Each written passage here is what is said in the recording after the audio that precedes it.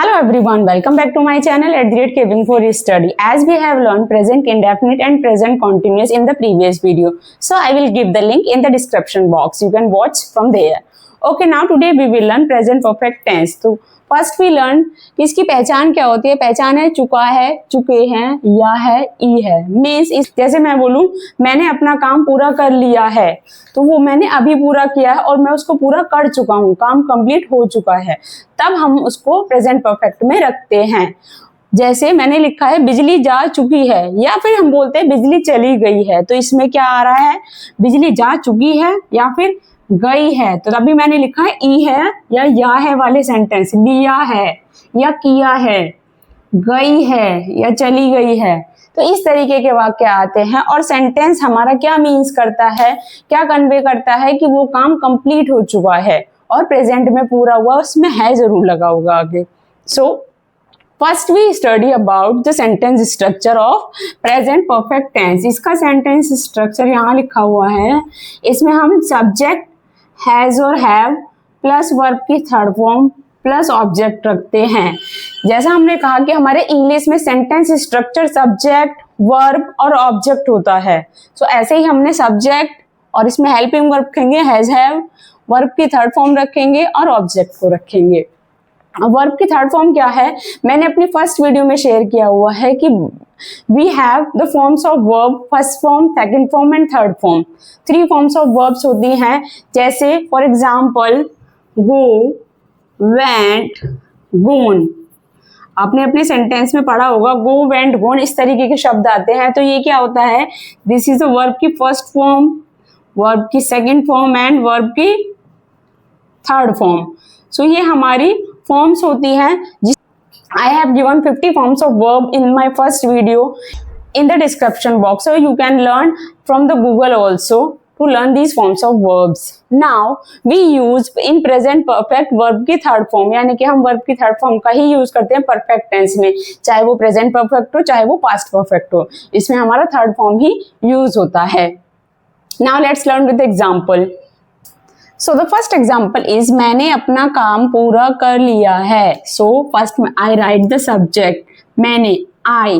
So what I use with I के साथ में has use करूँ या have use करूँ, तो वो हमारे सब्जेक्ट के अकॉर्डिंग होगा कि हमें has use करना है या have use करना है. So let's learn how to use the verb has और have as per the subject. Subject के अकॉर्डिंग हम अपने has और have को कैसे use करें. Okay. सो हैज को यूज कहाँ पर करना है, if our subject is singular, अगर हमारा सब्जेक्ट सिंगुलर है एंड थर्ड पर्सन में कौन सा, थर्ड पर्सन में भी सिंगुलर वाला कौन से होते हैं third person singular, he, she and it. मैंने आपको अपनी फर्स्ट वीडियो में ही शेयर किया हुआ है. Grammatically we have 3 persons in English grammar, first person, second person, third person. वो कौन कौन से होते हैं, you can watch my first video also. I will give the link of that also in the description box. So third person के he, she, it के साथ हम हैज का यूज करेंगे, या हमारा सब्जेक्ट सिंगुलर होगा, मीन्स किसी का नाम है राम, श्याम, या सिंगुलर कोई भी बर्ड, डॉग, इस तरीके के सिंगुलर सब्जेक्ट के साथ हम अपना हैज का यूज करेंगे. नाउ हैव का यूज हम कहाँ करेंगे, हैव का यूज हम प्लूरल के साथ करेंगे.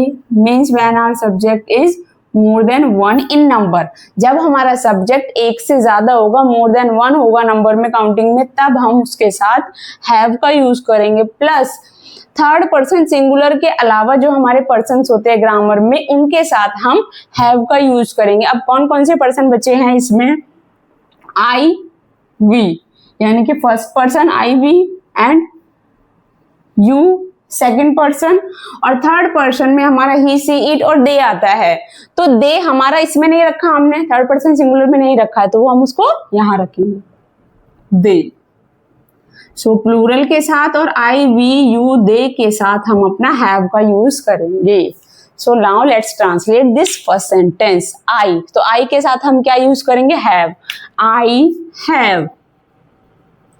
अब हम इसमें ढूंढेंगे कि हमारी क्रिया क्या है. क्रिया क्या हो रही है, पूरा करने का काम हो रहा, काम क्या हो रहा, पूरा करने का. तो हम क्या लिखेंगे, I have complete.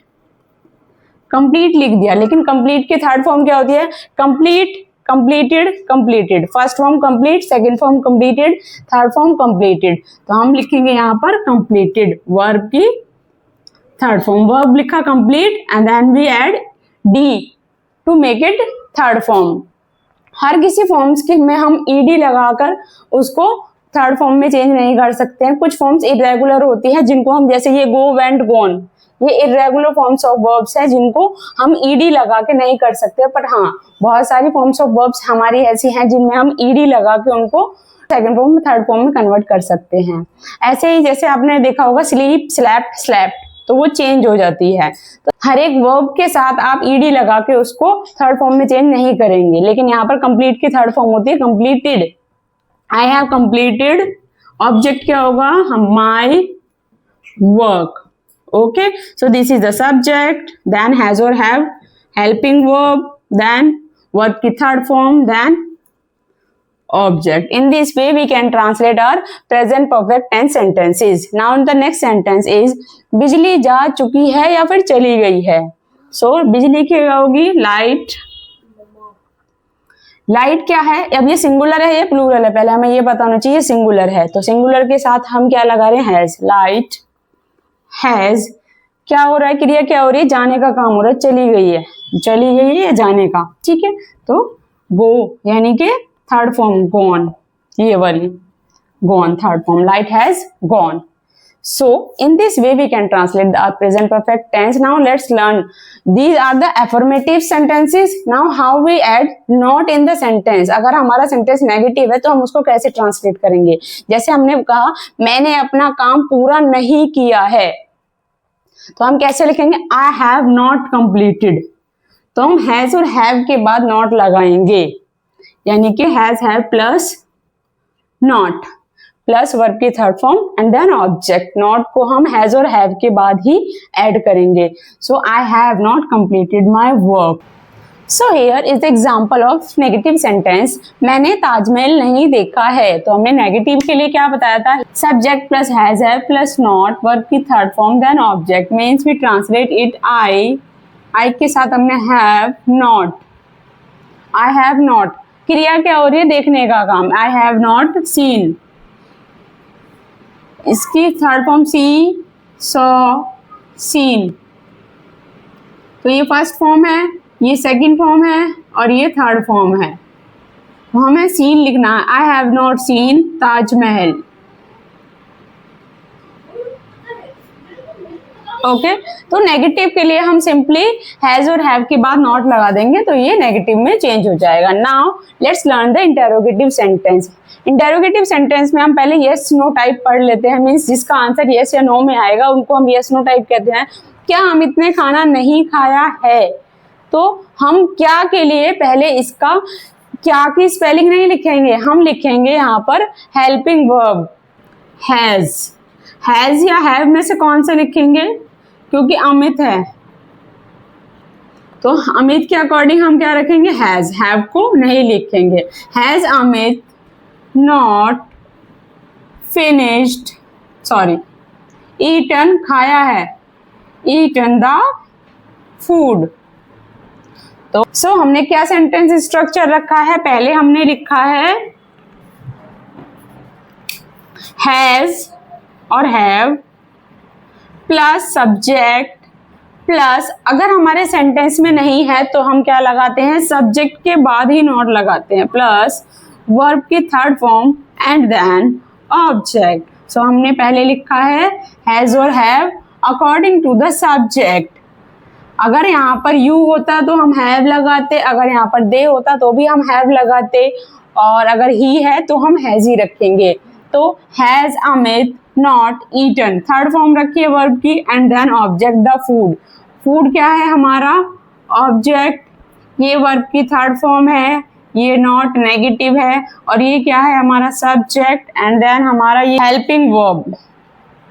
So yes no type को हमेशा हम हेल्पिंग वर्ब से स्टार्ट करते हैं, चाहे वो किसी भी टेंस में हो। यस नो टाइप सेंटेंस है तो पहले हम हेल्पिंग वर्ब रखेंगे, उसके बाद हम सब्जेक्ट, अगर नॉट है नेगेटिव में है तो नॉट, एंड देन वर्ब की फॉर्म्स, जो भी आपका कोई भी टेंस है, प्रेजेंट हो, पास्ट हो या फ्यूचर हो, वर्ब की फॉर्म रखेंगे हम, and then we write the object. तो यही फॉर्मेट रहता है। मैंने आपको प्रेजेंट इंडेफिनिट में भी और प्रेजेंट कॉन्टिन्यूअस में भी ये सिखाया है कि हमें इंटेरोगेटिव में सबसे पहले हेल्पिंग वर्ब, सब्जेक्ट, नॉट और वर्ब की फॉर्म लिखनी है एंड देन ऑब्जेक्ट।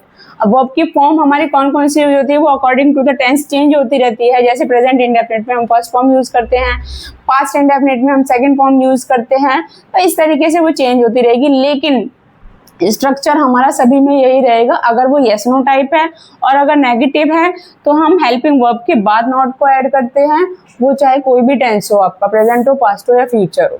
तो स्ट्रक्चर सब सेम रहेगा। एक बार आपने अच्छे से सीख लिया तो आप उसको इंटरोगेटिव में भी चेंज कर सकते हो, नेगेटिव में भी चेंज कर सकते हो। Now let's learn with the second example. क्या आपने मोटरसाइकिल कभी नहीं चलाई है? तो हम क्या करेंगे, पहले हैज और हैव लिखेंगे आपने के सब्जेक्ट के अकॉर्डिंग। तो क्या लिखेंगे, हैव यू, यू के साथ हम हैव का यूज करते हैं, यू के साथ हम हैव का यूज करते हैं। हैव यू कभी नहीं, तो क्या लगाएंगे हम, नॉट लगाएं या फिर नेवर लगाएं इसके साथ। कभी नहीं की क्या स्पेलिंग होती है, नेवर, तो हम नॉट का यूज नहीं करेंगे, हम नेवर का यूज करेंगे। हैव यू नेवर, क्या तुमने कभी नहीं क्या चलाई है, तो वर्ब क्रिया क्या हो रही है, चलाई है का काम हो रहा है। तो हैव यू, मोटरसाइकिल चलाने को क्या कहते हैं, राइड, तो उसकी थर्ड फॉर्म होती है ridden. Have you never ridden a motorcycle? Question mark. Okay, so yes no type के बाद हमारे आते हैं WH वर्ड टाइप इंटेरोगेटिव। माली कहाँ गया है, तो काम पूरा हो चुका है, गया है, तो हम क्या लिखेंगे, पहले हम लिखेंगे वेयर।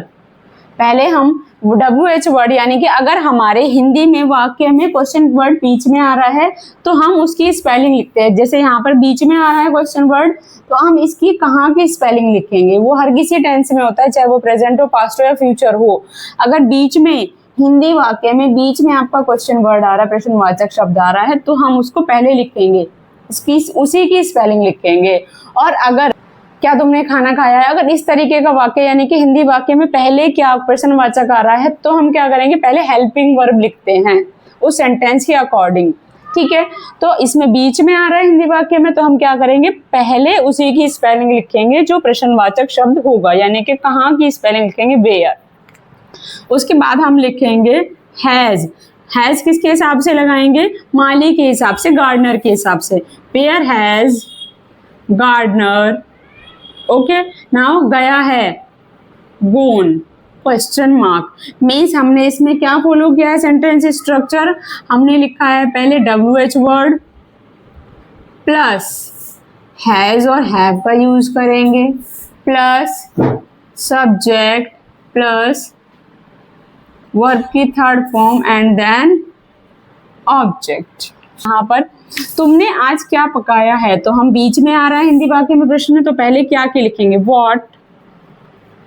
उसके बाद क्या लिखेंगे हम, हैज और हैव, किसके अकॉर्डिंग, सब्जेक्ट के अकॉर्डिंग। तुमने, व्हाट हैव यू, सब्जेक्ट लिखा, उसके बाद हमने व्हाट हैव यू। अब हम लिखेंगे अपनी वर्ब की थर्ड फॉर्म, मीन्स ये वर्ब की थर्ड फॉर्म, क्या पकाया है, व्हाट हैव यू। कुक की थर्ड फॉर्म क्या होगी, कुक्ड, और ऑब्जेक्ट है हमारा इसमें टुडे। नेक्स्ट है सूरज कब छिपा है या सूरज कब निकला है, तो कब की लिखेंगे व्हेन। व्हेन सूरज, सन की बात हो रही है, सिंगुलर है, तो क्या लिखेंगे, when has the sun, subject लिखा, उसके बाद क्या लिखेंगे, third form of the verb, यानी कि वर्ब लिखेंगे हम सब्जेक्ट के बाद, छिपा है, सेट। सेट की फर्स्ट फॉर्म, सेकंड फॉर्म और third form set set set ही होती है, तो when has the sun set. और अगर यहाँ पर लिखा होता सूरज कब निकला है, तो हम क्या लिखेंगे, निकला है, अगर लिखा होगा निकला है, तो हम क्या लिखेंगे, व्हेन हैज द सन, निकला है, उदय कब हुआ है, राइजन, तो हम सेट की जगह यहाँ पर लिखेंगे RISEN, Ryzen, question mark.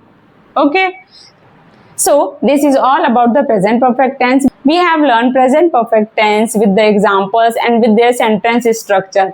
So please do like, share and subscribe my channel. so that my upcoming video notification will come to you and you can watch my video continuously.